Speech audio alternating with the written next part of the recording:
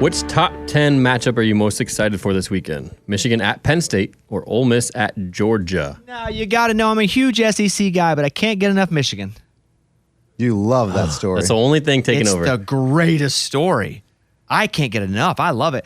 You know, and they've cleared Ryan Day in Ohio State. They were never in it for wrongdoing, but everybody's like, I bet they're involved. The NCAA has come out and said, Ohio State has nothing to do with this. Love it. Ohio State, the family members, they have nothing to do with this investigation. The NCAA is also, no, the Big Ten has told Michigan, we might punish you. And Michigan's like, due process, baby. So, like, if comparison to, like, the American government, if the NCAA is the national government or the, what is it called? Federal government, then the conference, the Big Ten is like the state government? Yeah. Got it. Okay. Yeah, they're like taking FICA out of stuff. That makes sense. Whatever that crap is. Michigan and Penn State, it's just so fun. I love a soap opera when I'm not the one. I love watching people on an airplane go crazy as long as the plane doesn't crash. Right. I love watching this when it's not my team. And it's nobody got hurt. Like nobody was like, well, speaking of Penn State, it wasn't like that kind of scandal with Sandusky where people really got hurt and their lives were just destroyed. Yeah. This is stealing signs, some guy going all spy kids on them with glasses. Awesome. So I'm excited for that game because I just need more Michigan. Like, to really watch, I think Georgia's just going to whoop Ole Miss. I think so, too. But, man, Michigan and Penn State's going to be awesome. I like James Franklin at Penn State. I hope they win. But then if Michigan keeps winning, I'm happy, too, because let them go undefeated. Yeah. God, that's the greatest storyline ever. Are Michigan fans embarrassed by this, or they kind of just whatever? They're fighting it more than anything, as I would be. If it were Arkansas, I'd be like, yes, shut up. It's sign stealing. Everybody does it. Even though I really know that what we did is we used technology and sent people and broke the rules. So if I were a Michigan fan, that would be my narrative. And as long as you keep winning, I feel like you can just keep riding that, right? Yeah, but the story's going to get bigger if they keep winning. If they were to lose a couple, the story wouldn't be as big, but you'd also have lost a couple and you're not in play for the national championship. Yeah. Ooh. So keep it going. Let's keep it going. I mean, I saw Deion saying, like, you know, you steal the signs. That's a great advantage and all, but, like, you still have to execute. Yeah, but the deal is these coaches aren't going to say anything about other coaches for the most part because if they're not sign stealing, they're probably doing other crap that's illegal. So you just don't say anything. Yeah, you don't really, throw rocks. True. Gotcha. Live in a glass house. I didn't think about that. That's true. And you steal signs during a game, and that's all fine and legal. Great. If you can figure it out, awesome. But it's, again, sending people out, doing exactly what the NCAA says you can't do, which is having people go and scout pregame at other games. Yeah. Because everybody doesn't have the access to the same kind of staff. And also the dude's dressed up in Western Michigan gear on their sideline with the glasses that record. It's the greatest. It just keeps getting better. There needs to be a movie. It's like a sketch show. Yeah. So Michigan, Penn State for sure. All right, next up. Do you think Missouri is being disrespected as a 1-point dog at home versus Tennessee? Nope. I was surprised it was even that close. And Missouri played Georgia pretty good. And Missouri's pretty good, but I think Tennessee's better. And I think Missouri probably shot its shot. Blew its load, whatever you want to say. Oh, wow. Ooh, nice. On playing because they played Georgia. They played Georgia hard. Wow, another one. And so he's on a roll. No, they played them. I got you. That would be wild if they played them hard though. That'd be and everybody noticed. The whole team. They had like Viagra in the water.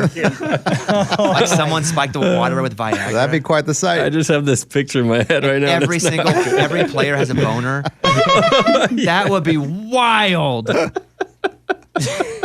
And someone would go, "You couldn't think this up," but I did. Wow. No, I think Missouri probably gets beat by a touchdown, but good for them. I like to see programs that are kind of known for not being great start to be pretty good. It takes a lot of consistency to be considered good. But I like old Drinkwitz, what he's doing up there in Missouri. He's an Arkansas guy, too. Oh, yeah. That's right. Oh, Eli. All right, what else? NFL here. Do you think the 2023 Steelers are just the Vikings from 2022? You know, that is a pretty good comparison because they have fewer yards than their opponents, and they've been outscored by their opponents overall, yet they have a winning record. It's kind of what the Vikings had happen to them last year. But I don't think the Steelers are as good as the Vikings were. I don't think that Kenny Pickett is as good of a quarterback. So I understand the similarities, but I'm going to go. I don't care. How about that? That's a Hadn't thought about that. You know, I'm going to go. I don't care. I don't think I thought that the Vikings might actually. I thought they could win a game or two in the playoffs last year. I don't feel like the Steelers can. You're almost just waiting for them just to drop, right? Yes. Because at least the Vikings were undefeated too. And the Vikings were doing it in like miraculous fashion. It was fun to watch. Yeah. The Steelers are like, It's ugly. It's ugly. They play ugly football. There's nothing really dynamic about it. Unless Pickens gets the ball, and then when he doesn't get the ball, it's dynamic. When he's crying, he's not getting the ball. That's the only thing about them that's fun. All right, what else? Did the NFL make a mistake by not flexing the Jets at Raiders game on Sunday night? What a terrible game. Oh, my God. And they can flex, twice between weeks 5 and 10, right? Mm-hmm. Is that what it is? Mm-hmm. How quickly can they make that change? They could have made the change. A week of. A week of? Yeah. Wow. They have flexed no games so far this season. They also can flex the later part of the season whenever they want. They can do 2 of them now up until 10, and then later in the season, they can flex every week if they want, right? 11 through 18 or whatever it is. So this is a terrible game. I think they gambled on that one, though, a little bit. But they could change it now. They could have changed it 2 days ago. Sure, I know, but there's still the gamble Well, no, of 5 days ago. Mm-hmm. Yeah. There's still the thought of like, hey, the Jets, I mean, they're kind of on a winning streak. I mean, they could. They lost last week. Yeah, but I mean, not terribly bad. I mean, But they win it ugly because they don't have a quarterback. Right. And the Raiders are all. Are you? I wouldn't fight this fight. I just Yeah. wouldn't. They're 2 terrible teams to watch. You work for the NFL? I mean, no, and it was a terrible game. So the outcome was And terrible. the game that they won the week before that was a terrible game too. Awful. Yeah. And their defense is good, but how fun is defense to watch? It ain't. No. And then the Raiders. So here are the 2 storylines, but the storyline doesn't equal a good game. The storyline is Aaron Rodgers, I'm back in 6 weeks, kind of. You know, he's saying that. He's throwing the ball 50 yards. He's telling the guy. And I think he went on Pat McAfee's show. I was like, I could possibly be back in 6 weeks, which is wild. And that's a fun storyline. I love that. Yeah. Antonio Pierce, coaching the Raiders. That's cool. You know, last week he let all the practice squad players be on the sideline, fully dressed. He's like, they're part of the team too. They're doing all the work. You know, he comes in and there was all the drama with, him getting the job and the firing there and the Patriots and, you know, all that happened. But those are just storylines that don't mean the game's going to be fun. Because it's going to be an ugly game. Yes. And I just want to go back before this is over and readdress something I've said many times that I am judged on this exact podcast for saying sometimes. Don't let people hit the quarterback hard. Because you know what happens? You get games like this. You get games. They didn't hit him that It hard. doesn't matter. I'm talking generally. Okay. You get games where your starting quarterbacks are out. How about the rule is don't play when you're over 40? Like, how about like, hey, man, maybe you should. How old is Aaron Rodgers won an MVP 2 years ago. Yeah, but I get it. But I mean, like, when you do get tapped, you could get hurt if you're over 40. But I'm talking about in general. Even Garoppolo. He's 39. Aaron Rodgers is? Fine. 38. Yeah, dang. That's old, He man. turns 40 I actually thought he next was like month. 45. That is Yeah. ancient Yeah. in football.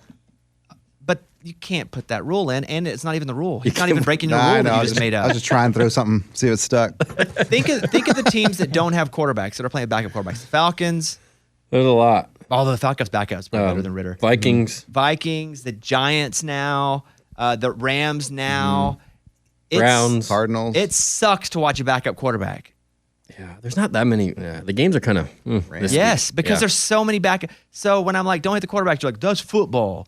It is. No, It is, but it's entertainment too, and that's what it is. we're messing first. with it. Yes, protect the quarterback so the games are better. That's all. That's Tittle Tattle. Thank you. The stupidest name ever is the Tittle Tattle with